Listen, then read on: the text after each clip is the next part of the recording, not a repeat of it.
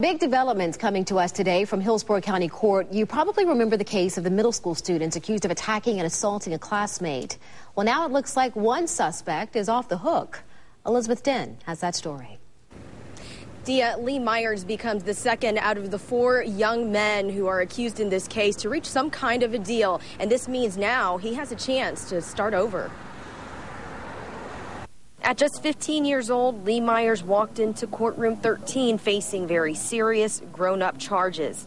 He sat quietly before his name was called. He and 3 others were originally charged with sexually assaulting a classmate in a Walker Middle School locker room.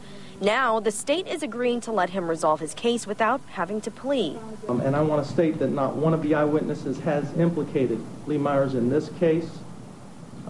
Lee and his family are ready to turn the page on this. The state says his charges have been lowered and they'll end up being dropped if he follows through with his agreement. Myers watched as an assistant state attorney told him about the program he'll have to complete. She went on to praise him for cooperating in this case. I will say this, but for Lee Myers, the whole truth of this incident may never have come out, because it was Lee Myers, when he was called upon by the coaches just to say what happened with his victim, because the victim had not disclosed that anything sexual had happened to him. As I mentioned, Myers is the second out of the 4 to reach some kind of a deal. Earlier this year, back in February, Randall Moy, he reached a plea deal. And back to Myers, now some of the things that he'll have to do in his terms is that he'll have to undergo a psychological evaluation. He'll also have to perform 50 hours of community service.